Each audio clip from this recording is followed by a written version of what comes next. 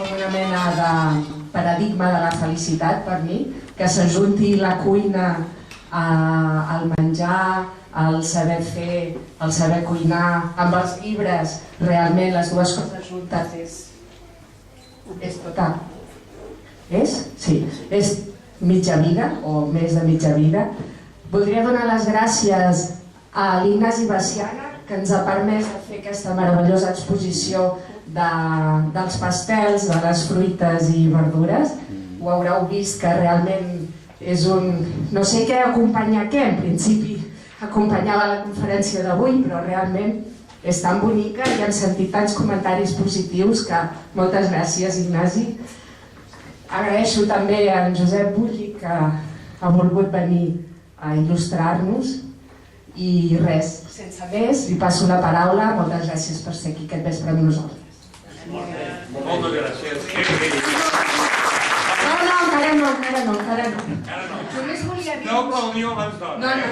No me la mimeu tant. És l'emoció. Volia dir-vos que realment la cuina, com sabeu, serveix per tot, serveix fins i tot per recuperar l'amor, perquè m'acaben de portar de l'editorial, que encara no ha sortit aquest llibre, que té molt bona pinta, El restaurant de l'amor recuperat. És a dir que, evidentment, fins i tot l'amor podem trobar. No tens. Diguem-ho tot. Tot? Encara no ha sortit a la venda i ja me l'ha venut. Aquesta noia és la que tenim que enviar a Madrid i no tot l'altre. No se'n vagi. Això no s'ha acabat aquí, que estem a Catalunya. Estem a Barcelona. Estem a la llibreria Feina, una de les més prestígies. La teva mare, ja ho saps, tu saps la quantitat de diners. De totes maneres s'ha de reconèixer que els diners dedicats a un llibre és...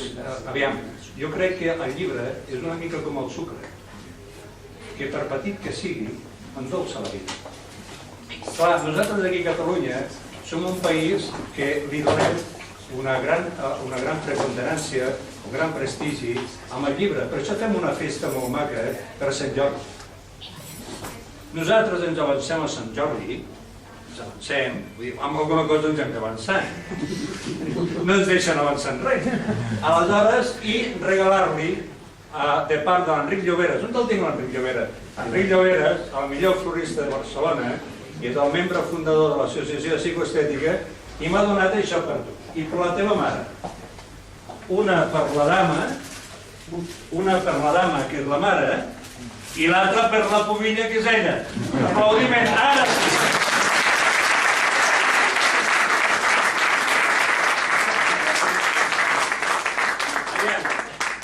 Bona nit. Moltes gràcies per haver vingut un dia com aquest. A mi em deien, diu, no hi haurà ningú perquè hi ha futbol. Jo dic, home, aquí a Catalunya tenim una paraula que defineix molt bé també els catalans, i diu la pilota. Vull dir, aleshores, donem-li una mica d'oportunitat, diguéssim, a poder compartir aquesta estona amb tots vostès. Per mi és una satisfacció molt gran. Tindre-les aquí és una joia. Jo vull, com ell ha dit molt bé, i que ja ho veieu que sap vendre com ningú, vull dir, en sap, perquè el llibre aquest ja me l'ha venut, no va de broma això, perquè jo li vaig recomanar si tindria algun llibre i em surt amb el catàleg i em diu, miri, això li pot interessar, i porta'l, ja el pots demanar. És fantàstic, és molt maco això. Això vol dir que hi ha professió, que et pots assessorar per ella perfectament, que és capaç de recomanar-te un llibre de cuina, un llibre d'història, un llibre del que calgui. Aleshores això comporta l'ofici i això és el que necessitem, gent amb ofici per tornar a recuperar l'esplendor de Catalunya, crec jo. Em sembla que t'has deixat les ulleres, Sí, ho dic, em sembla, no? No ho dic si les necessites. És un clàssic. No, ho dic perquè si les necessites sàpigues que estan aquí. No me les emportaré perquè encara no em dedico a la política. em guanyo la vida.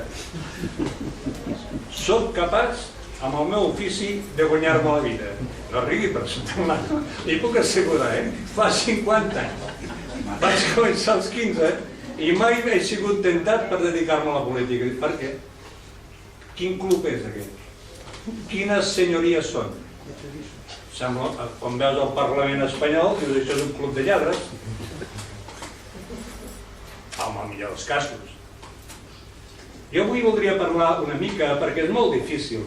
Clar, aquí la Pubilla diu, escolti'm, senyor Bonic, què li sembla de parlar dels llibres de cuina? Jo dic, sí, home, i tant, i tant. Qui li diu que no, aviam? Aviam, qui li diu que no amb aquesta noia? I vaig pensar, cap problema. Ah, noia. Dius, com ho fas, això? Jo ja els dic d'avançada que quan aixequem la sessió farem una mica, diguéssim, jo faré una mica d'exposició i en clar sí que el que m'agradaria que hi hagués un col·loqui, que m'agrada molt a mi el col·loqui, perquè jo aprenc molt, Aleshores és per aprendre, I aleshores dius, sempre hi haurà algú que dirà, no he tocat el tema d'Amèrica, la patata, algú dirà, hosti, la ceba se l'ha deixat. Per nosaltres no n'ha parlat gaire. Clar, és que hi ha tanta matèria prima per tocar que aleshores és molt difícil, és impossible. Jo no estic capacitat en una hora, en mitja hora, 3/4 o màxim una hora d'exposar la història de l'home a través de la cuina. Perquè la història de la humanitat, senyores i senyors, es pot estudiar tant o millor a través de la cuina que qualsevol altra matèria. A més, els hi recomano, i és fantàstic, perquè jo crec, i sobretot amb la joventut, jo li deia a la Pubilla de la casa, perquè la dama és la mare. Jo li vaig dir, puig la Pubilla, la dama és la mare. De que als nanos se'ls hi pot ensenyar molt a través del menjar. De dir, quan fas un pa amb tomàquet, de dir-li, escolta, i el pa amb tomàquet, d'on ve el tomàquet? Per posar un exemple. Aquests meravellosos exposició que tenim de pintura, l'Albergínia, quant temps fa que està aquí? Una llagosta, quants anys pot viure? És capaç de sobreviure una llagosta a la política actual? Oh, escolti'm, difícil sobreviure a la política actual, però jo sí que m'he marcat un petit esquema per contestar unes preguntes que a mi me les fan molt sovint.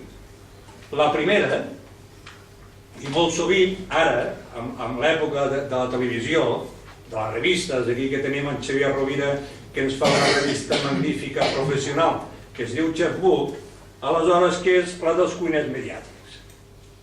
Jo, escolti, vostè no el veiem gaire per la tele. Allò que n'hi capiu i allà a la pantalla. Potser a tenor de proporció, això, no ho sé. Però bé, cap problema, això. Aleshores, sibarita, quan nosaltres emprem la paraula sibarita, per què diem sibarita a una persona refinada i no un altre nom? D'on l'han tret, aquesta paraula? Procuraré contestar-los. El primer dret a la propietat intel·lectual. Aquí que tenim uns advocats meravellosos, a igual en renya. La forquilla. És el meu tema apassionat perquè la forquilla és el que ha refinat l'home. La forquilla. Ens ha refinat, ens ha marcat unes pautes de taula tremendes que van. Pensin que tothom es vol apoderar de la forquilla, ja ho veurem. El parataula, quan dius, nen, parataula, d'on ve el parataula? Després mirarem d'explicar, però això ho farà d'una manera meravellosa, Muñoz Espinal, la diferència que hi ha de quan un francès, quan diu bon appetit, quan estem entaulats, la diferència que hi ha, amb un castellà que diu que aprovechi, o la nostra manera d'entendre, la nostra expressió catalana, que és el que vaig dir. Quan la Pubilla estava parlant i fer la presentació, diguéssim, una mica d'aquestes obres d'art i de tot el que comporta els llibres de cuina, que són, ja els dic, que són meravellosos, jo me n'en recordava d'una sopa que no sé si algú de vostès la recorda, que quan era petit era la sopa de lletres. No sé si algú la recorda, sí? Aleshores, que és fantàstic. Aquí tenim la Núria Bàguenas, que és una artista, que és una especialista en la història de la cuina. No sé si, Núria, hi ha algun país que hagi tingut lletres a la sopa? No, jo no en conec. Que no? Jo tampoc. I si ho diu ella, és una enciclopèdia aquesta noia, A França també ho feien? Ah, sí? A quin lloc de França? A la Catalunya Nord? O a França Sur? A París. Què em diu? No, i l'Alexandre Dumas sí que va fer d'allò, No, però no ho sabia, en sèrio, No, jo que no sabia que a París es fes la sopa de lletres. Jo que pensava que això és, ostres, escolta, aquí l'azucena no és una flor, és la pastissera de la dama, que es diu azucena, mira, es diu azucena. Aleshores, que ens ha fet aquests números, i jo pensava, i si fes lletres? Diu, no, hagan números, a veure si nos tomen el número. A veure si nos tomen el número. I aleshores, bé, ja veuen que no pot fallar això, perquè li he dit, tu pots posar unes tartaletes, el senyor Reventos, al comptes d'estar a veure el futbol, estar aquí, que ens servirà una mica de cava, i perquè si les coses van maldades, si vosaltres aneu repartint pastes i cava. Vull dir, aixequem i ens n'anem. Però no, centrem-nos amb la conferència. Clar, aleshores, amb una llibreria tan maca com aquesta, aleshores és que et sents molt reconfortat. Jo crec que el llibre reconforta. Jo crec que el llibre supera l'aspirina. T'ajuda a viure. T'ajuda, és capaç de comunicar-te, t'ajuda a comunicar. Quant coneixement hi ha amb aquests milers de llibres que hi ha aquí? Tot això és fantàstic. És la nostra història, la història de la humanitat, sigui francesa, sigui italiana, sigui alemanya, sigui catalana. Aleshores, nosaltres, els catalans, som unes persones que, agafant de punt de partida el llibre, hem expressat moltes actituds. Així, per exemple, quan et diuen deixar els llibres, és abandonar els estudis. Parlar com un llibre. Et diuen que parles molt doctament. Fer un llibre nou. Canviar de vida, de conducta. Posar-te en el llibre negre. Difamar. Ficar-se en llibres de cavalleria. Posar-se en coses inconvenients o perilloses. També tenim un refrany que ens marca molt i diuen molt de nosaltres. Llibres i vins, els més antics. De llibres i paraigües, i avui sobretot, no se'n tornen gaires. I és una realitat aquesta, Llibre tancat, no fa lletrar.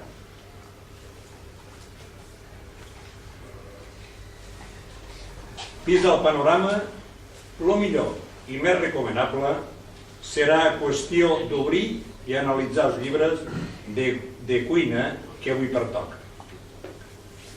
Agafem el tren d'alta velocitat, no agafem el de Rodalies, que si no, no arribaríem mai, i ens en anem a Grècia. El menjar va ser, en efecte, una de les grans preocupacions del món antic, tan gran, tal vegada, com l'Estat. I així han pogut assegurar alguns moralistes dispèxics que Roma va morir per la panxa. Ja Grècia mateixa, que era sibarita per temperament i per educació, enlairà a una alta dignitat l'art de la cuina. Al principi Plató no dubtà en equiparar-la a l'oratòria. En un dels seus diàlegs magnífics, embaucalla en els mateixos llorers els que cuinen i els que presenten bé les idees. Tal era la cultura, l'enginy, la influència social dels cuiners de Grècia, resumint en símbols comprensibles i populars les glòries de la seva civilització, celebrar al costat dels seus 7 savis els seus 7 cuiners. El més gran d'ells era Aegis de Rodes, reconegut com el millor en l'art de rostir, al forn, a la perfecció, un peix. Neseo de Quios, que la seva insuperable sopa de congri era digna de ser servida als déus. Cariades d'Atenes, la seva fama li venia per haver inventat un plat d'ous estrellats, recoberts d'una salsa blanca. Aquests ous estrellats que diu que el rei el va menjar a Casa Lúcia. És que són moderns, la monarquia aquí és moderna. Làmpries. Va ser el que més destacà en la preparació de la sopa negra. Astonetes. Perfeccionar tant la ciència de la salsa que tenir-lo com a cap de cuina els pedrosos es discutien entre si, arribant a llargues polèmiques. Eutino, la seva especialitat, el guisat de llenties. I per últim, Aristón, que tanca el número del 7, sobresalient a la seva preparació de la dorada. Veguin vostès que sense la televisió, fa 2000 anys ja teníem uns mediàtics que van fer una gran aportació a la cuina que encara avui ens nodrim nosaltres, i ho veurem més endavant. Aquests foren els 7 de la fama, però molts d'altres varen tenir un renom i els fets i obres els recorda diferents autors. La professió de cuiner i l'art de la cuina s'apreciava i es valorava amb el grau que es mereixia. Es considerava que la professió de cuiners era pròpia d'homes lliures, i així Heràclides de Siracusa, en el seu art de cuina, afirma: l'art de cuinar no ha de ser exercit per als esclaus, ni per persones de baixa estofa. Els cuiners, és lògic, apreciaven el seu ofici i se sentien orgullosos de classe. Per aquest motiu, l'historiador Clidemo, en una de les seves obres, Los de Àtica, s'agruparen en una associació gremial per atendre els seus interessos i ajudar-se mútuament. En la ciutat més refinada de la Magna Grècia, en Síbaris, segons el testimoni de Filarco, s'instaurà el primer dret de la propietat intel·lectual. Perquè el que inventava un nou plat tenia dret a la seva exclusivitat durant tot un any. Aquí que tenim tant editors, veguin vostès quin origen té el copyright d'avui dia. Però et donis compte, lo maco que queda, dret de la propietat intel·lectual en contra del copyright. Sempre té que ser Europa, perquè faci les coses i el marxant ens el fotin des de fora. I veguin vostès, quan nosaltres diem sibarita a una persona, ens estem referint a aquesta ciutat de Sibarit que era tan refinada. Anem avançant. Es nota que anem amb tren d'alta velocitat, es nota, eh? El Rajoy estaria contento, diría, veis, no sé de qué os quejáis. Tenéis los bolsillos vacíos y vamos a una velocidad de coña. Algunes normes donades per als cuiners més notables de Grècia, els que començaven la professió. És el problema de sempre. Els que comencen, pobrets, aquí en tinc algun, pobre, vine, ja ho veuràs. Que els déus distingueixin els cuiners entre els altres homes. Doncs, gràcies a ells, la humanitat abandonà el seu primitiu estat salvatge i ha civilitzat. Queda bé això, eh? Cuiner, hòstia, tu. Deien, la nostra professió està avui prostituïda, ja que es diu ser cuiner sense saber res de l'art, que per culpa d'aquestes persones, nostra professió perd tot el seu prestigi.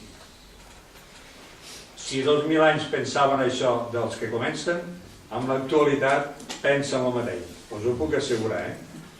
Quan hi ha un cuiner jo diu, aquest, què cony sap aquest? On va aquest? D'on ve? Riu. Com que ha sigut xat de cuiner, ara ell ja només està per escriure llibres, saps? Per escriure llibres, farà una aportació tremenda a la cultura catalana, que és molt important, que és una cosa que els francesos amb això ens donen bufetades a dreta i a esquerra, que és que fan biografies dels seus homes, són capaços d'enlairar els seus homes. I en canvi aquí no tenim gairebé res. Som incapaços de parlar bé de les persones sobresalients del nostre país. Així ens va. Un bon cuiner ha de conèixer, deien, a fons l'astrologia. O sigui que dona't compte que quan et queixes de l'escola ha d'estudiar arquitectura, que us ho estalvieu, I estratègia. Per això aquí el pintor que ha pintat això també és arquitecte.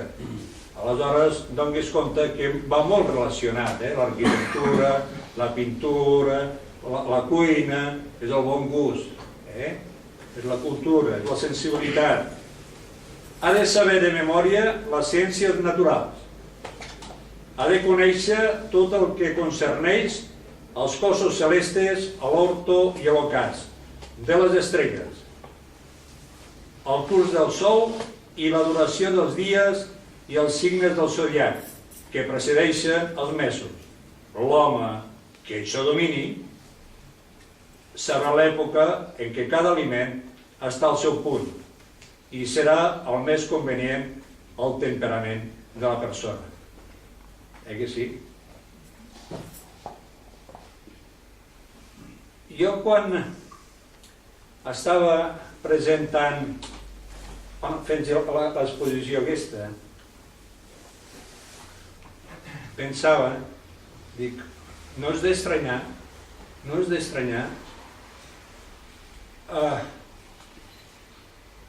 que costi tant l'evolució del ser humà. Perquè si abans un cuiner necessitava tots aquests coneixements, aleshores et trobes amb persones que poden ser alcaldes d'una ciutat molt gran de l'estat espanyol que no sabi parlar, que li hagin d'escriure malament a l'anglès perquè vol fer veure que sap anglès i que només li surti el cafè con leche. Dius, carai. per això és molt important no pertànyer a aquest grup d'aquestes persones. Molt important. Amb el coneixement de l'arquitectura, el cuiner podrà exigir les condicions òptimes a l'oficina que ha d'executar el seu art. Amb l'estratègia, l'ha de conèixer per donar curs ordenat als seus plats en els banquets. A mesura que passava el temps, l'ofici de cuiner es convertí en el més remunerat i un dels més privilegiats i més de moda. Per aquest motiu, la joventut d'Atenes fugia de l'ensenyament dels filòsofs per anar a instruir-se amb els cuiners. Celós de la influència sobre la joventut, Plató, que en un principi estava admirat amb els cuiners, intentà que se'ls expulsessin de la república junt amb els poetes. Ateneu reconeix d'una manera especial el poeta Arquestrat, a qui diu el gran mestre de la cuina, i que no va escriure en gastrologia, repeteixo, i que no va escriure en gastrologia, sinó després d'haver recorregut la terra i els mars, examinant en totes parts el que era digne de despertar la gana, i indicant les localitats on es trobava el millor i més suculent. No hi havia el negre encara en aquella època. Ateneu fa la següent descripció detallada d'un banquet de noces. Caramos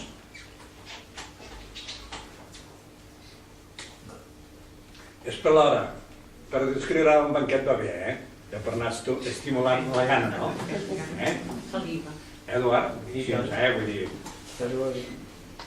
Oferir el dia de la seva boda un banquet a 20 persones. Apenas els comensals havien ocupat els seus llocs, cada un d'ells va rebre com a regal una copa de plata.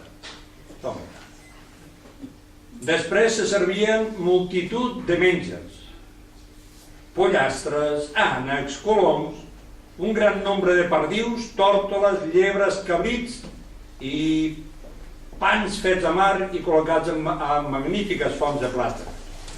Després de satisfer la gana,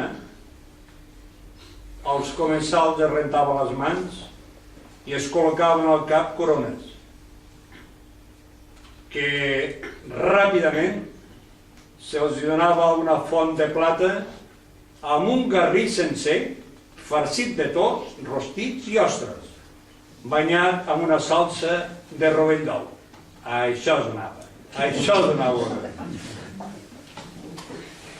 Però bé, de totes maneres, amb l'estat espanyol només podrem menjar ni el rovell d'ou, la clara, Els banquets se solien rematar amb la famosa empanada de roses. Això era per si algú els quedava amb gana.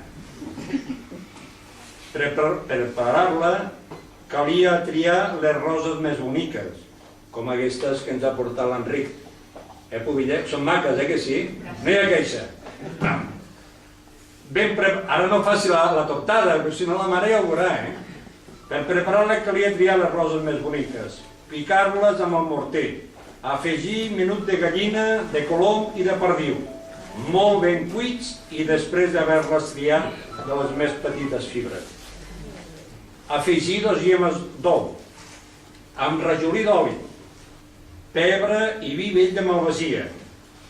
Després d'haver barrejat tot, fins a aconseguir una massa lleugera i fina, tirar-lo amb una cassola nova de fang i col·locar-la damunt un foc lent i continu. Després que la superfície es torra, servir-la. Per tota la sala es paira un aroma de roses i la nostra ànima rendirà a Apici Cèlio, creador d'aquesta meravella. Nosaltres tenim que fer un salt, però jo els recomano que per endinsar-se una mica més, i sobretot amb el receptari, els hi recomano la lectura de l'art de cuina de la Pisi. Aleshores, aviam, jo tinc el de la Bernat Metge, però aquí han sortit unes edicions noves i molt ben fetes. També vull fer esment d'un llibre i em fa molta il·lusió que estigui aquí la Núria Wagner, perquè de l'editorial Almedo va escriure un llibre que es diu De l'antiga Roma a la teva cuina. Aleshores ella, que és una dona aplicada, que és una dona, bueno, una dona, d'aquelles que van soles per al món, una dona catalana, d'aquelles bé, molt bé, amb molta cultura, que sap on va i sap el que vol, i jo me n'he assabentat avui que va anar junt amb la senyora Porta a l'escola. Jo dic, noia, sobreviure, tindre company a la Porta, has de ser valenta i maca. És un piropo això, perquè és... Aleshores, què és el que ens aporta el llibre de la Núria Wagner? La Núria Wagner ens fa una cosa que és fantàstica, que ens acosta les receptes de l'antiguitat una mica als gustos actuals. Ho he dit bé, Núria, això? Bé. Més o menys. Sí. Ho deixem així? Sí. Les explico un criteri d'ara, però són el que diuen ells. Sí, però bueno, queda molt ben explicat allò, Els allò dels ingredients que fas a peu de cada recepta queda molt bé. No queda tan arrebassat. Vull dir, no sembla cap discurs de Madrid ni res d'això, Ah, que no? no, mai, això no. No ho sabia fer, Perfecte, no. Es guanya la vida, Que consti no tinc res a Espanya, jo, no fotem aquí, M'agrada ser català. No, després català i si sobre alguna cosa català.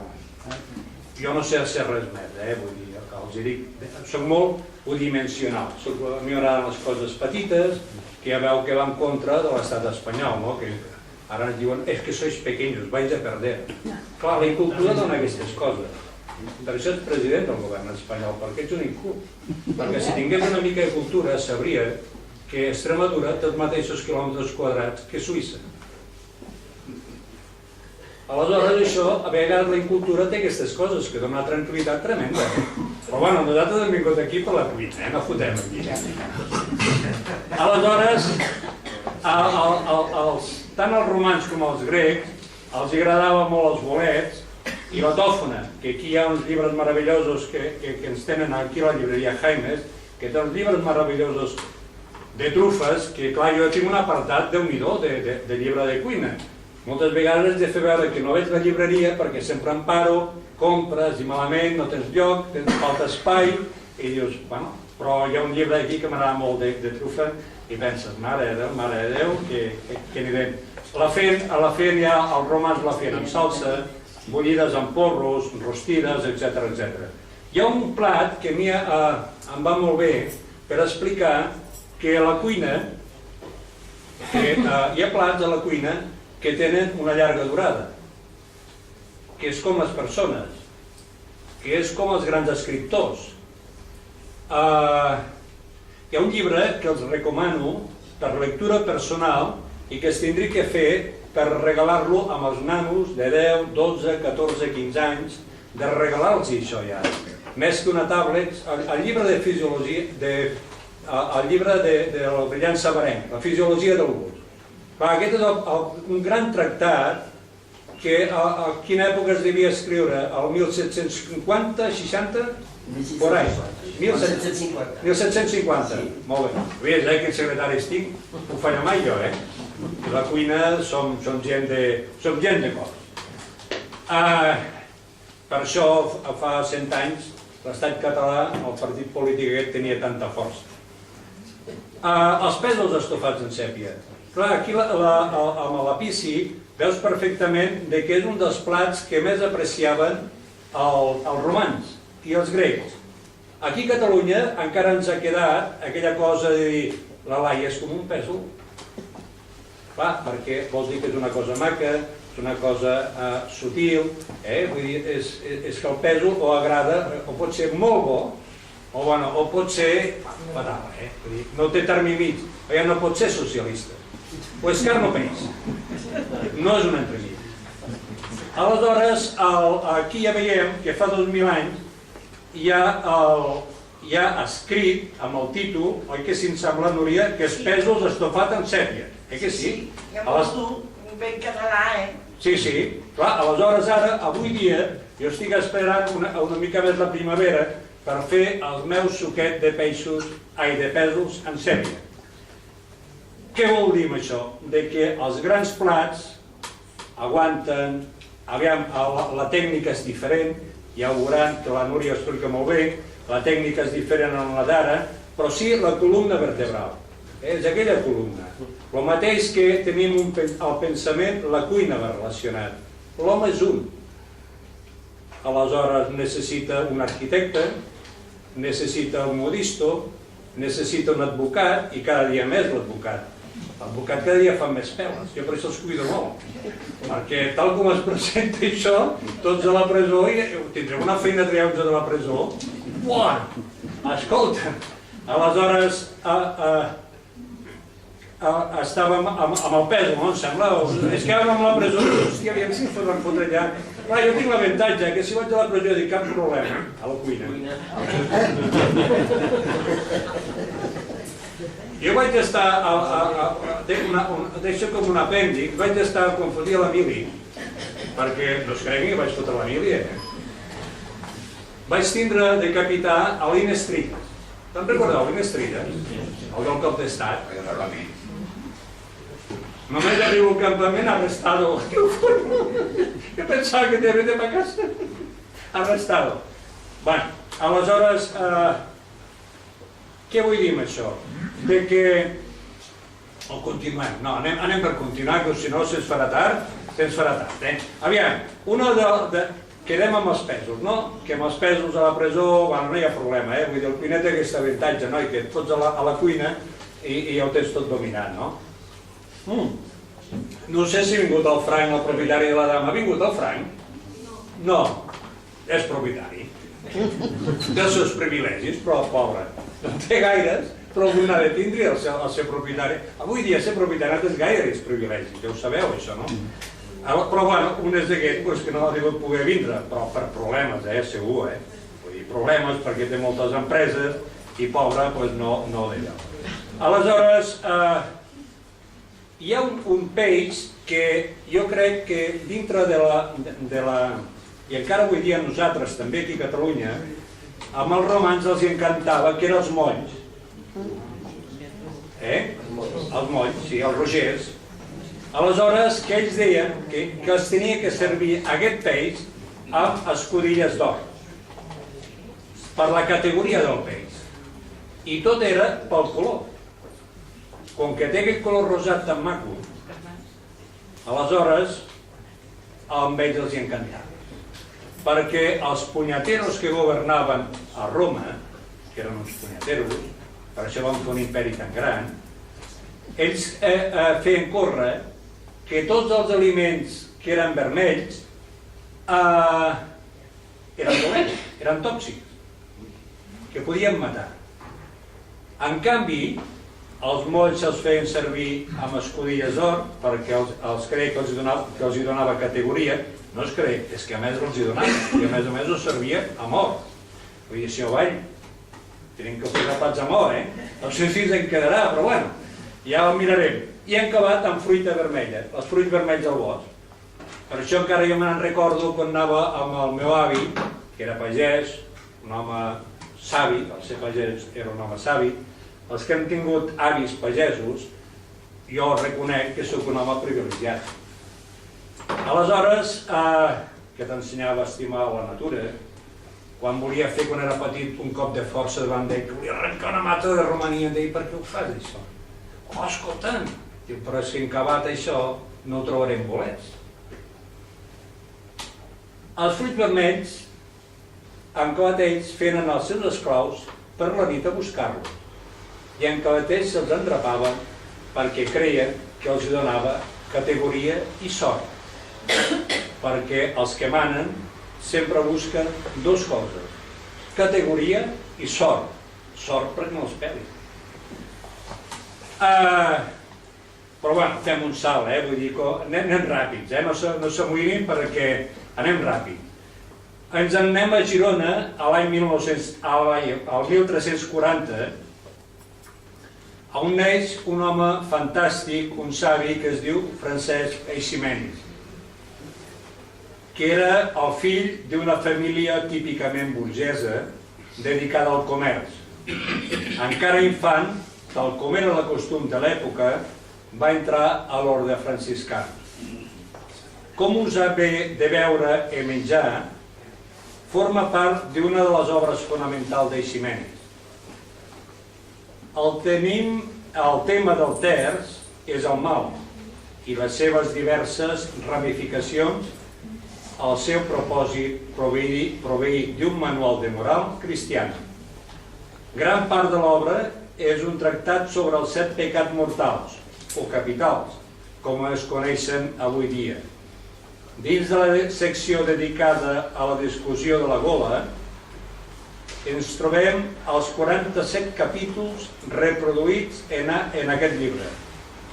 Tracten en particular dels problemes morals relacionats amb el beure, el menjar i el servir a taula. Són especialment interessants els últims 20 capítols, que constitueixen un curt tractat sobre la cortesia i l'etiqueta, que hom ha de guardar a taula. Això el Francesc Eiximenis ho estava escrivint cap allà als anys 1360. Ens diu Eiximenis, no parlarem, no us espanteu, és més lleu això, és com la cuina d'ara, petit, passa de seguit, no te n'adones. Fem un extracte. Els catalans tots temps mengen seient en taula, alt. Més castellans seuen en terra, i altres nacions per altres vies fora incongruents. A un altre capítol ens diu: raó és que altres nacions, quan mengen, meten les mànigues que porten llargues fins en l'escudella, així com francesos i alemanys. Els castellans mostren els braços nus, s'arromanguen, més catalans no fan això ni allò, car porten les mànigues per bona guisa. Els catalans tallen la carn netament i polida i la mengen en tallador netament. I les altres nacions, així com francesos, alemanys, anglesos i italians, no fan trossos i tallen amb els dits. Contracten la carn amb les mans a cada vegada que en porten i posant-les davant un poc de sa o solament amullen el pa amb la tovalla per fosca que en són menjar. Les quals coses són fort miserables i sutges, doncs millor usen els catalans. El fet que la broca s'utilitzés per tallar i menjar carn a Catalunya i no en altres països sembla implícit en aquest text. Si aquí encara que no nombri, jo crec que aquí ja tenim que començar a usar la broca als catalans. Més endavant ho veurem. També ens dona uns comportaments de taula. Jamés no posis braços ni coldes en taula, ni estigues fort, ni tingues escudella ni tallador massa a prop, ni pren res d'escudella amb dues mans, basta amb la mà dreta. No temps, no t'afluixis corretja ni vestidura en taula ni tastos, abans que t'hi posis, o si fas, fer-ho abans d'asseure, i a la vols fer-ho força suaument, que no et noti gaire. Ens n'anem ja cap al llibre de Sansoví, deixem l'Eiximenis, ens anem al llibre de Sansoví, que és d'autor desconegut del segle XIV. Jo voldria remarcar una mica perquè ens dona la paraula parataula. La paraula ens ve d'aquesta època. La sala on es menja i el seu mobiliari, la civilització romana tingué una habitació de la casa exclusivament per fer-hi els àpats, el triclinium, amb un mobiliari adequat. L'Europa cristiana medieval, tres dels refectoris monàstics no tingué menjador, que ha reaparegut en èpoques més recents. A l'edat mitjana, el poble menjava habitualment a l'habitació on hi havia la llar, és a dir, en una mateixa habitació s'unia la cuina, servia de cuina, de menjador i de sala d'estar. La noblesa catalana celebrava els convits al Tinell, que era una gran sala rectangular utilitzada també per a recepcions i d'altres funcions públiques. A Barcelona encara conservem el gran saló del Tinell. Per a banquets s'estilaven unes taules movibles que consistien en posts rectangulars que descansaven sobre bastidors. Aquestes taules es desplegaven tot al llarg dels tres costats de la sala i els comensals s'asseien al seu costat, entre aquesta i la paret, de forma que els permetia una visió sense obstacles del que pogués passar al centre de la sala. En general, en aquestes sales no hi havia gaires mobles. Només hem d'esmentar el dressador, que era una taula on es posava el menjar i que portaven de la cuina i les begudes. Això d'aquí, aquesta taula ens pot servir, diguéssim, d'adreçador, el que en deien a l'època de l'adreçador. I el tinell, que era un moble amb què s'exhibien les millors peces de la vaixella. És probable que les parets fossin decorades amb banderes i tapissos. Quan s'acabaven els àpats, es desmuntava la taula i es deixava el saló despejat fins que no s'hagués de tornar a parar taula. Vet aquí, quan nosaltres li diem al nen parar taula, que ens estem referint a aquesta època. Més per anar ràpid, el Sansoví ja ens explica, és una meravella de llibre, és una meravella. A més, jo us recomano, sobretot, no solament per nosaltres, no tan sols per la gent que ens dediquem a la restauració, sinó els arquitectes, decoradors i sobretot els nois joves. Els nois joves han d'aprendre a llegir el llibre, han de mimar-lo, han d'acaronar-lo. I no tant amb la taula, han de, diguéssim, constatar altres punts.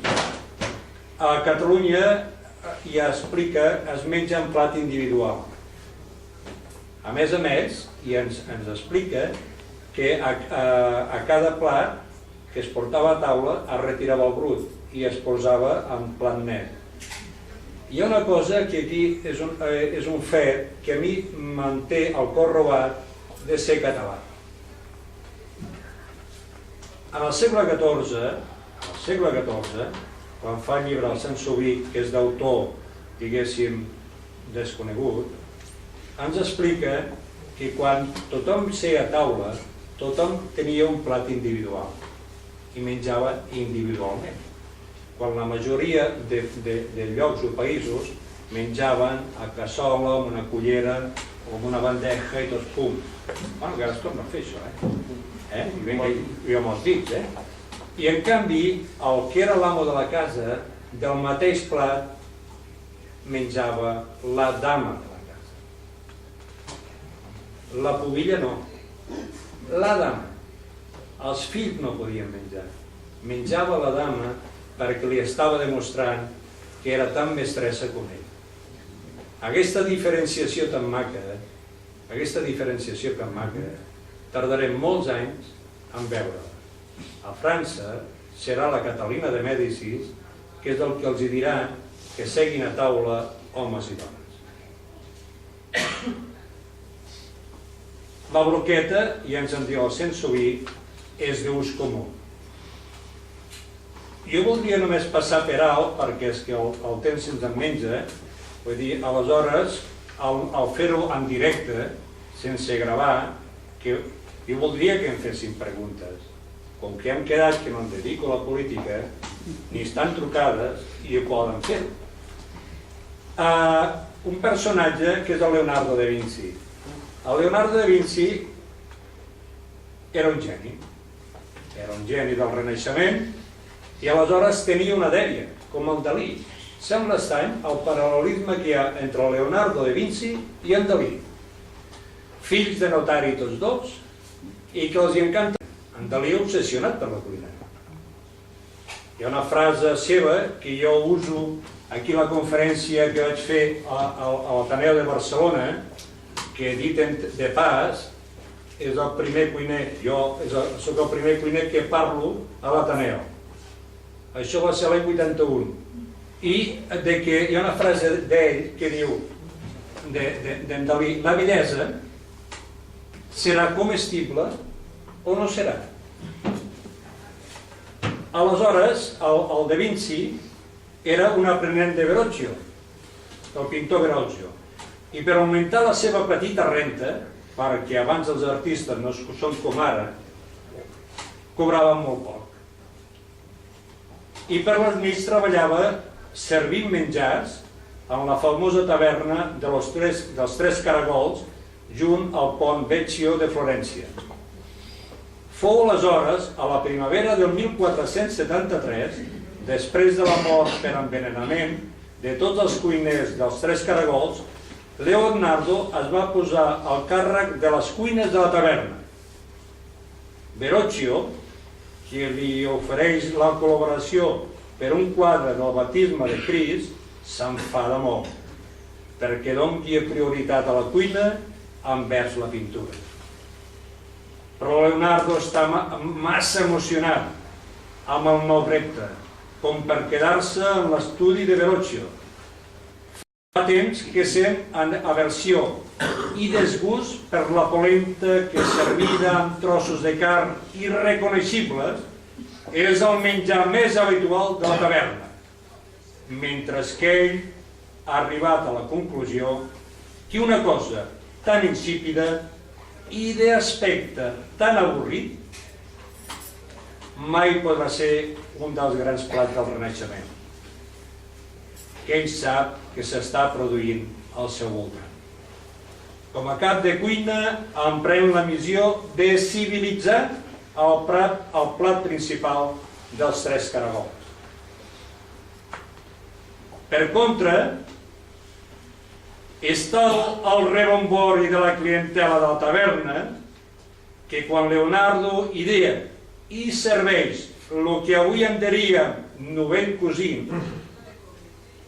diminutes porcions de menjar exquisites, damunt uns diminuts trossets de polenta, tallats tots ells primorosament disposats, en substitució d'allò que estaven acostumats habitualment, bandejes plenes fins a dalt de tot, de forma indiscriminada, amb mitja dotzena de carns diferents damunt una avorrida polenta.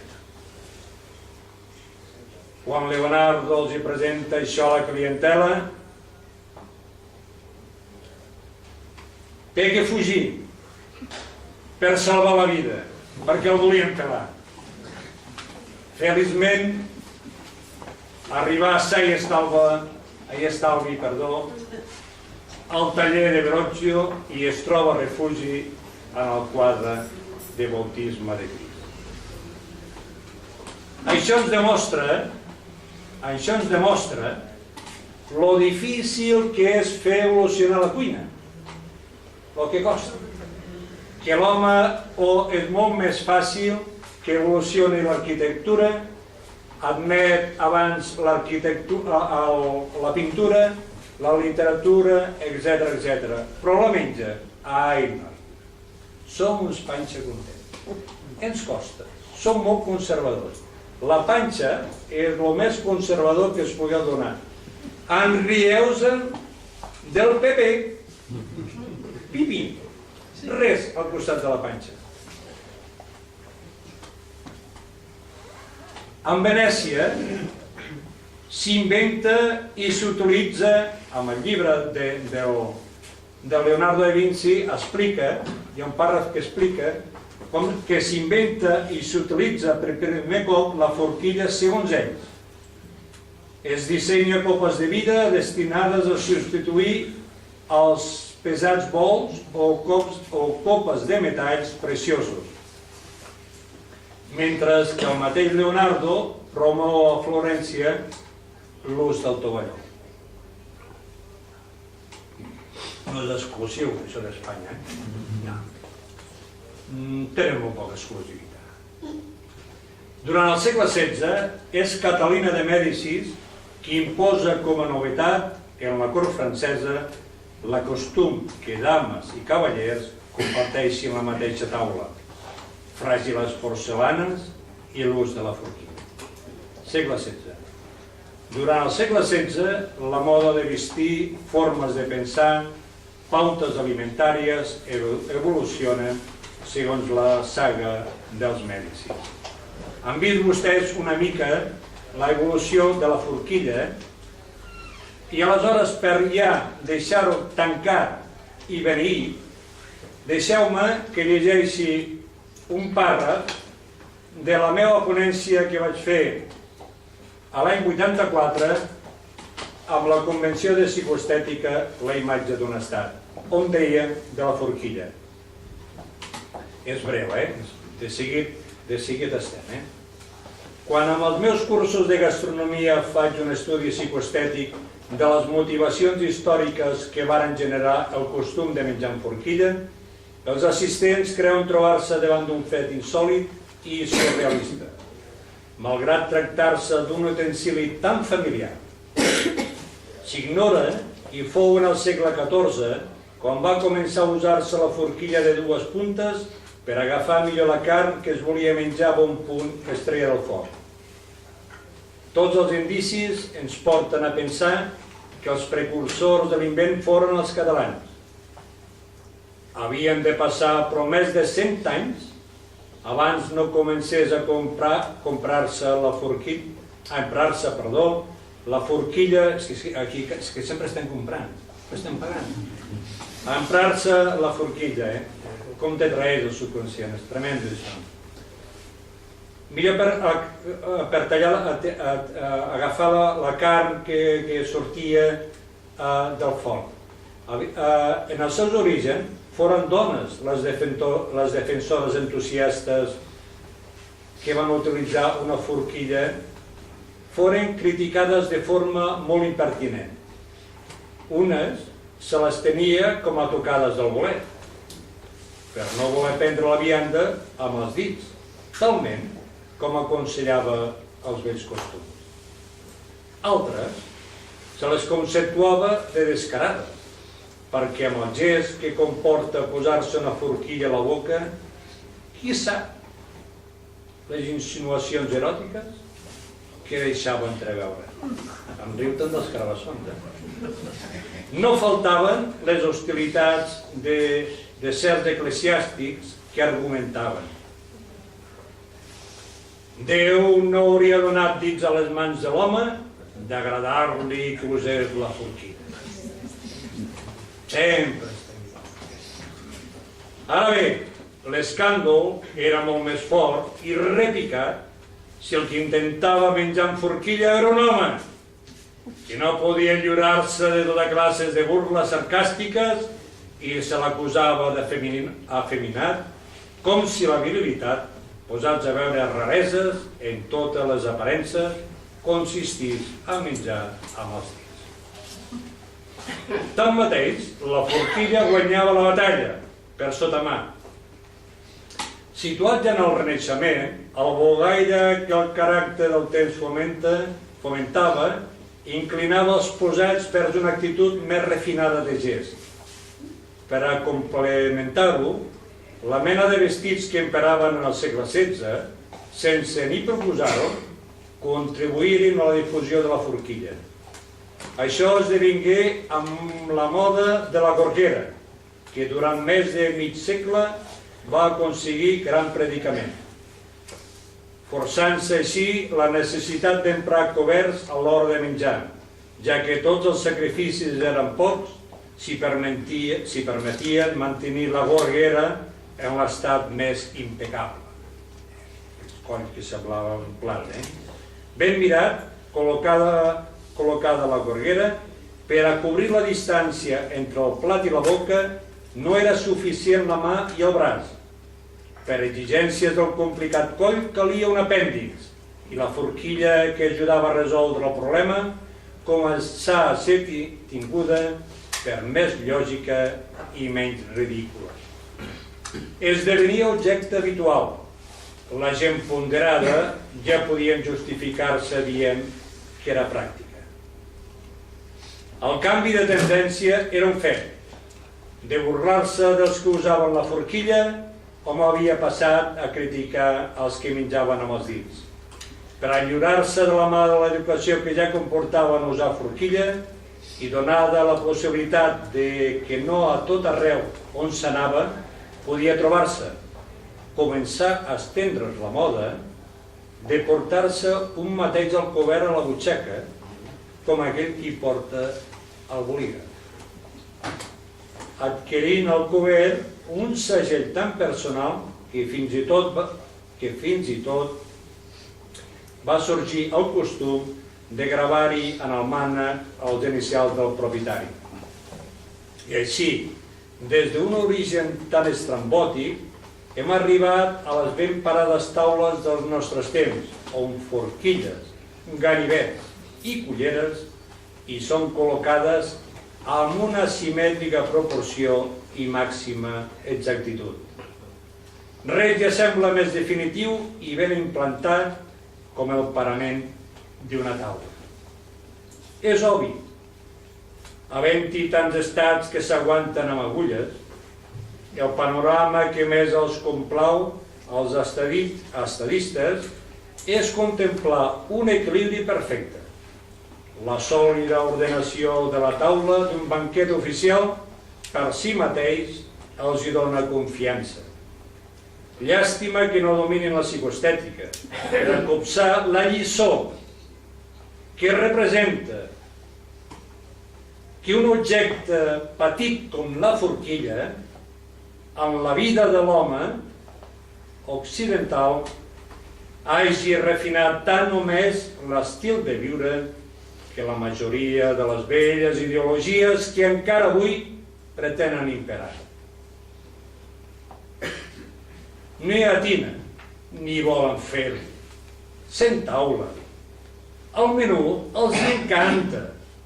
Les pompes que el rodegen els enlluerna. Es veuen més feliços que un nen amb sabates noves. Fa cosa de 2 mesos, passant per aquí, a la meva muller, la senyora Porta li va dir: tinc un llibre que us pot interessar. Jo crec que és un llibre que acaba de rubricar el que jo els estava comentant, la catalanitat de la forquilla. Ho diu un francès, però molt francès. El llibre es titula A taula, l'afect gastronòmic d'Antoni Rowley. I aleshores, només comença el llibre i ja dedica tot un pàrraf al model català. I t'explica què és el primer que ho va usar la forquilla a Catalunya. O sigui, que no és allò que digui el bullic perquè si és de la ceba. No, i que consti que estan molt ben pintades la ceba. I que consti que té unes virtuts fantàstiques la ceba, que és la base, diguéssim, de la farmàcia.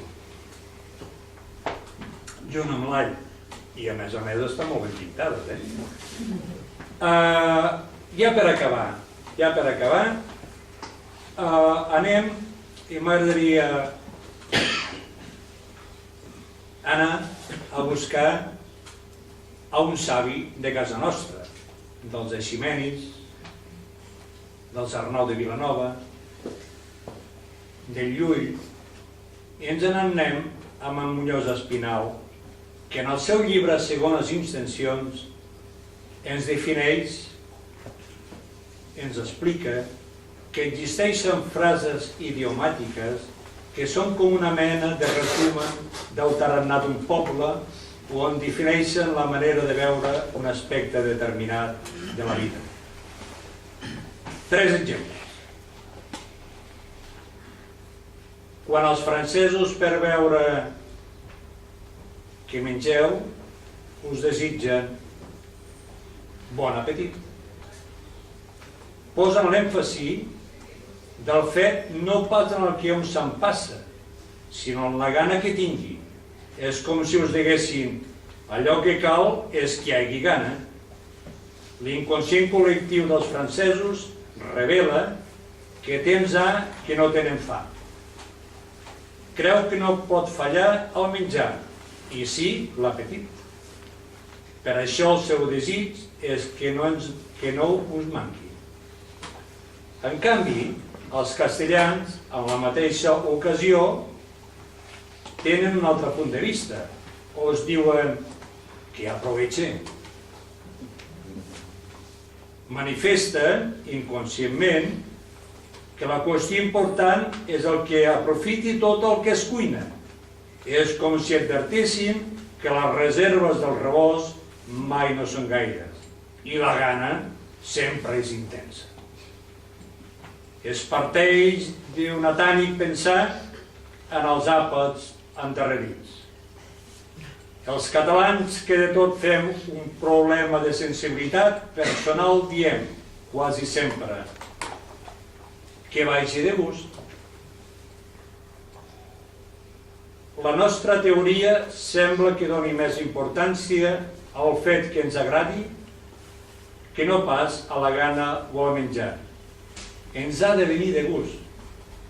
I venir de gust o no és el que té tal importància entre nosaltres.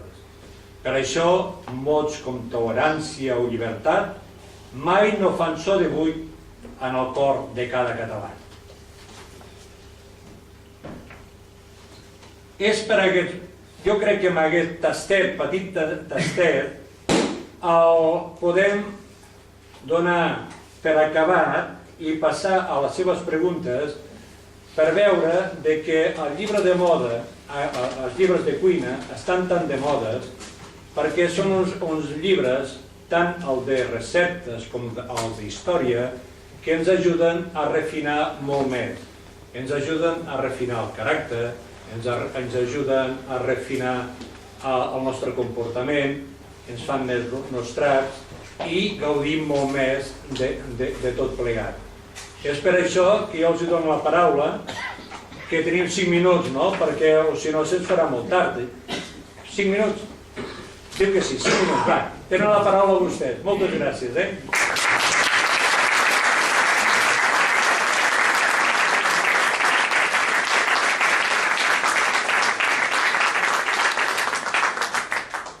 Tenim un micro per aquí, si algú té ganes de fer alguna pregunta, que aixequi la mà, que arribarà al micro. Que sea fàcil, Que sea fàcil.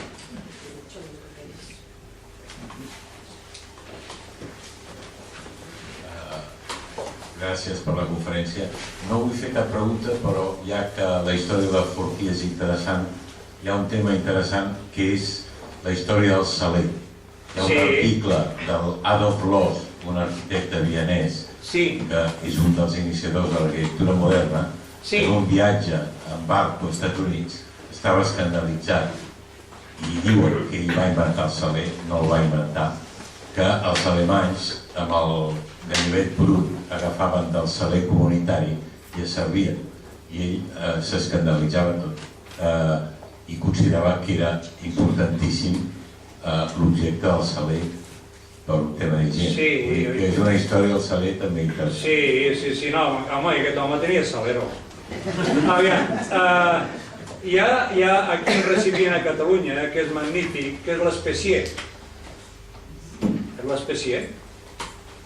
Jo sempre dic que es tindria que retornar, diguéssim, aquest objecte. L'Especier no era res més que era... Perdó, que m'aixeco, que és que vull veure les cares, home, escolta'm, aquí disfrutar d'unes pomilles tan maques i jo he sigut aquí. Aviam, l'espècie era un objecte molt maco, sobretot a l'edat mitja, que es posava a taula. Aleshores, depèn de la categoria de la persona, o bé depèn del que volies afalagar al teu convidat, aleshores era com una espècie de corones, i perquè ens entenguem, que jo potser no m'explicaré massa bé, era com uns tinters. Sap allò que anàvem a col·legi allà a les escoles cristianes, aquell tinter que sucaves, tret la plomilla, se'n recorda, que sí? Aleshores, era un recipients així, no? Fer com corona. Aleshores n'hi havia, normalment, podia ser d'un recipient que era el saler, podia ser a millor de 2 o de 3, que podia ser sal, sucre, pebre, podia ser de 4 o 5, i t'hi podies afegir el macis, t'hi podies oferir el clau, etc., la canyella. O sigui, depèn de la categoria. D'aquí també ens ve tant la paraula aquella que diem et pagarem espècie. Clar, nosaltres, és que quan parles de cuina és que és fantàstic. És que aquí estaríem parlant dies i dies, i ens en tenim que anar, perquè clar, tenim que treballar per atipiar tanta gent. Aleshores, donis compte que amb les espècies, gràcies a les espècies, a buscar una ruta més curta per les espècies, els catalans van descobrir una cosa, un territori que se'n diu Amèrica. A part de descobrir Amèrica,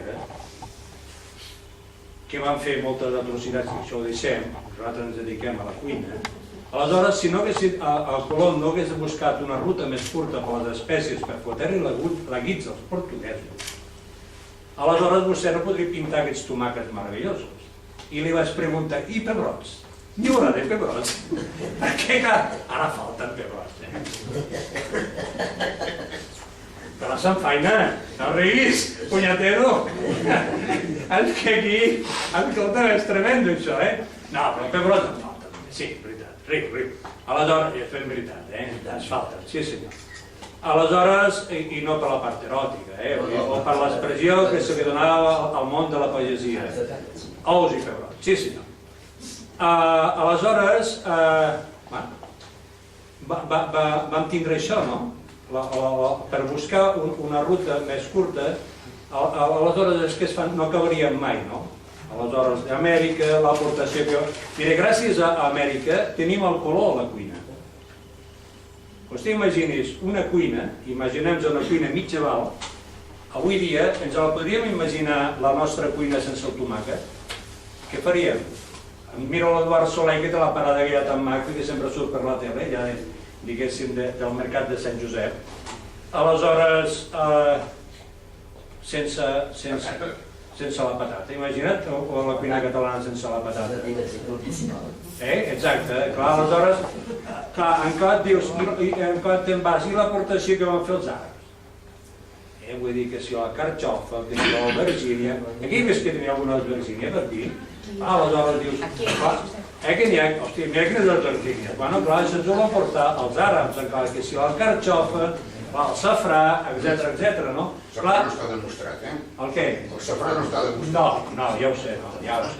Sant Isidor parla del safrà, però no dic cap entregat. I en la piscina. I a la piscina, exacte. No, que sí. Això del safrà, que si ho sabes, que si ho sabes. No, però aviam, no està demostrat. No us exciteu, Aleshores, aquí també en teníem, aquí hi havia la part, diguéssim, de Lleida que es feia safrà, no? Aleshores, aviam, el que sí que els àrabs, quan jo parlo dels àrabs que van portar el safrà, home, els romans ja els van portar, també diuen que els àrabs van portar l'oliva. Home, tot el segre, oliveres no van fer els romans. El segre es fotia totes les oliveres i el vi. Aleshores, hi ha el color que a l'edat mitja hi havia el color que tenia més prestigi, era el dorat, que es donava, diguéssim, amb el safrà, amb els arrossos, o bé aquella pasta d'ous que posaven a sobre del rostit. Aleshores, per això dic que això és fantàstica. Però, vaja, jo crec que, dit això i veient de que es viu, quan se parla de pubilla, es viu, és magnífic. A veure, quan tu fas aquests llibres, el que tu disfrutes, què? A veure, que estàs satisfeta de fer això? I quan ho cuino i m'ho menjo i ho comparteixo... Encara més, mira Torrella, me caig Hernán. Ho veuen, això és una cosa que és fantàstica i és retornar a la nostra satisfacció personal.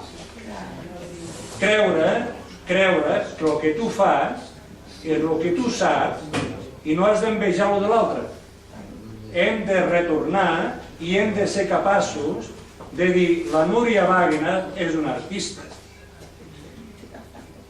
Que la pubilla porta, li tenim que donar molt ànim, perquè jo ja sé que el ministre de Cultura, com si diu, Bert? Jo ja sé que ajuda la cultura, ja ho sé. Ajuda molt, que sí? Ajuda que bueno, ajuda que no vaig dir, aleshores no. Però jo el que sí que us desitjo és dues coses. Un bon any, que acabar l'any aquest que comença els quedi algun caler a l'utxaca i un fort aplaudiment per la pubilla.